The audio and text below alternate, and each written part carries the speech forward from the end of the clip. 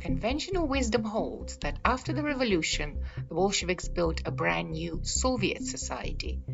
They destroyed the monarchy and pursued witch hunts against the bourgeoisie. All along, they lifted millions of peasants and workers out of the depths of poverty and illiteracy that characterized Tsarist Russia.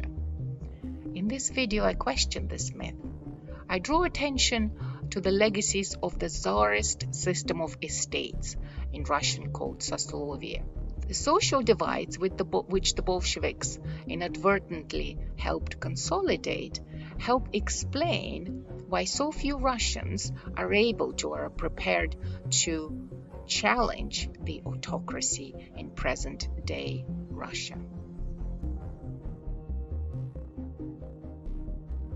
Tsarist Russia divided social groups into categories of Soslovia. This was a feudal relic, but it survived in law until the Bolshevik Revolution of 1917. The word Soslovia means estate, like the estates of the realm that we are familiar with from reading about the French Revolution. The estate system distinguished between the hereditary nobility as well as personal nobles who could acquire the title through state service at the very top of the social hierarchy, the clergy, the urban estate consisting of merchants, artisans, and meshania, the urban lesser bourgeoisie, and finally, at the very bottom, the peasant estate. Different estates had different rights, freedoms, and opportunities to better their lot. Tsar Alexander II abolished serfdom in 1861 as part of his progressive reforms to modernize Russia. Still, many peasants remained poor and tied to the land.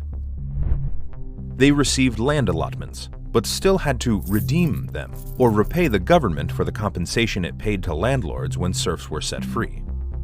Even though there were restrictions on the rights and liberties of the other estates, the hereditary aristocracy, the personal nobles, the clergy, and the merchants and even meshania had greater freedoms than peasants.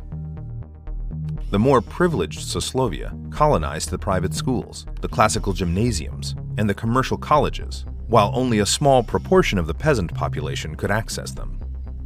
Urban life and education also made educated citizens appreciate the merits of a rule-based democratic society, and the urban merchants and meshania had first-hand experience of owning property and running a business.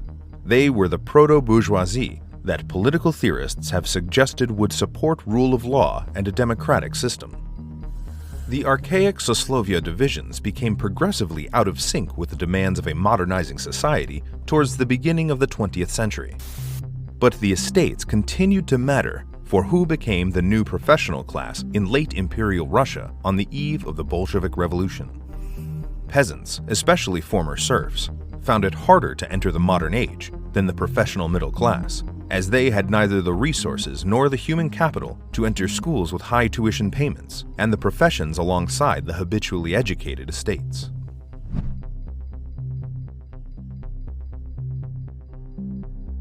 The Bolsheviks abolished the Soslovia shortly after they took power and immediately conducted witch hunts and terror campaigns against the so-called class enemies.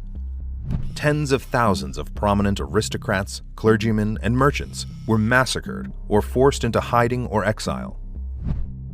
Meanwhile, the new Marxist-Leninist dogma called factory workers the proletariat the social vanguard, while peasants were to be the workers' allies in the struggle against capitalism.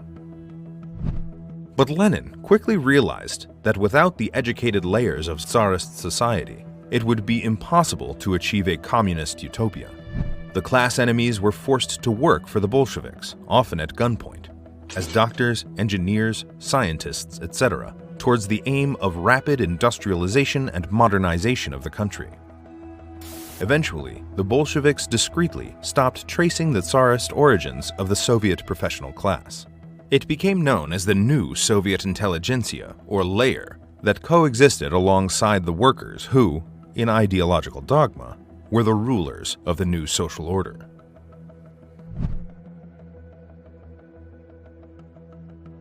Despite the Soviet regime's ideological proclamations about worker-peasant empowerment, the formerly underprivileged social strata faced severe restrictions to social mobility. In the late 1920s, Stalin embarked on a brutal campaign of collectivization, or forcing peasants to give up their livestock and join collective farms. Faced with peasant resistance to collectivization, Soviet authorities adapted draconian laws to trap peasants who had not managed to escape in the collective farms, or kolkhozy as they became known. Peasants could not easily leave the village without permission from the local Soviet or council and collective farm managers. They were also deprived of the rights and opportunities that urban citizens enjoyed in the Soviet Union, such as obtaining education from prestigious universities and joining the elite professions that allowed travel abroad and access to foreign periodicals, newspapers, and other sources of information alternative to Soviet propaganda. These restrictions lasted well into the 1950s and 60s. They were akin to the serfdom of the bygone days.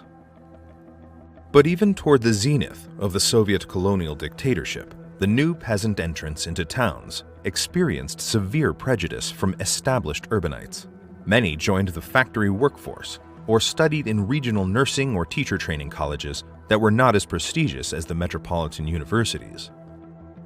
It is true that scores of factory workers and peasants enjoyed social uplift via the managerial and party cadre route to social mobility.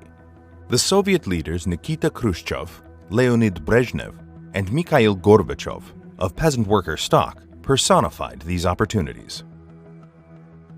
And many educated professionals from clergy, merchant, meshania, and even nobility backgrounds embraced communism as a socially progressive answer to the evils of the monarchical order and capitalism. The Bolsheviks were in fact overwhelmingly drawn from this stratum. But many descendants of the pre-revolutionary educated society eschewed the party cadre route to social advancement because of their hostility to communist ideology.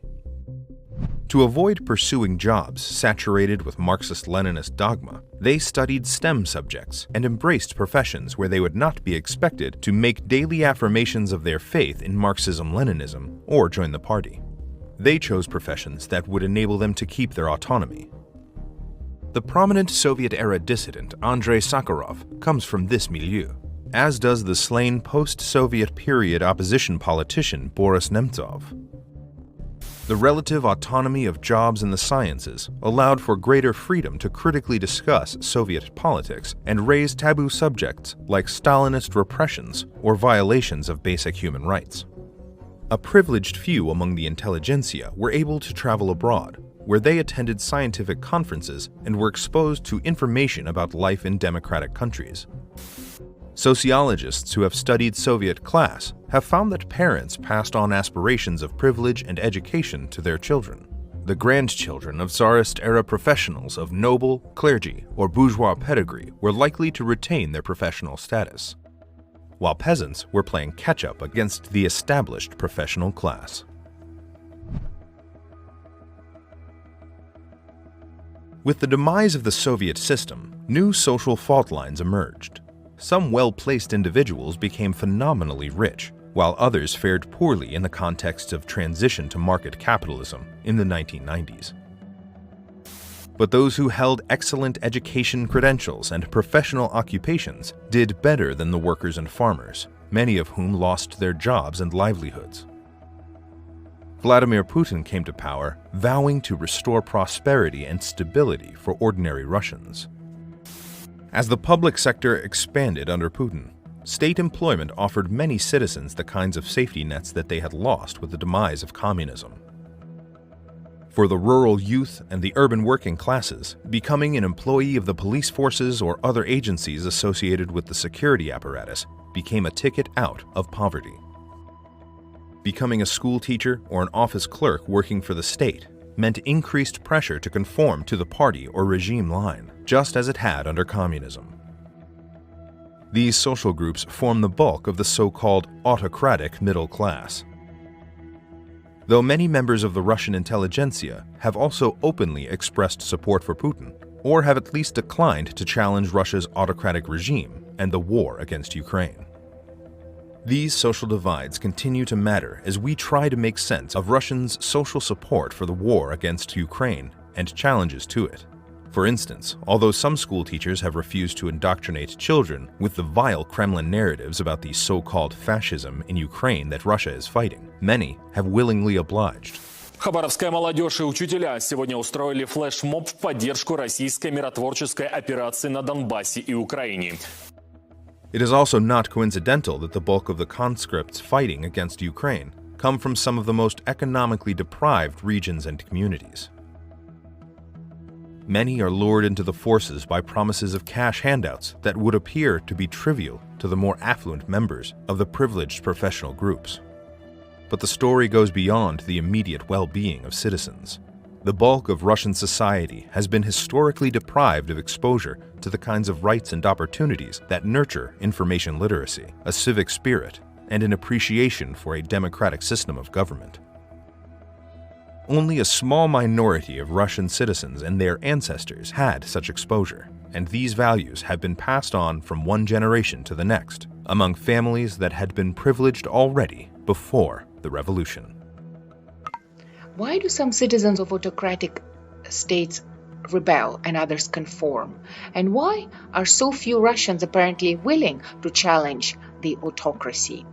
Russian state propaganda is a powerful tool of the manipulation of public opinion, of course. But why do some citizens better adjudicate between the different news sources and are better able to distinguish between more authentic information and the so-called fake news and propaganda on state-controlled television than others? This video has discussed the history of Russian social divides.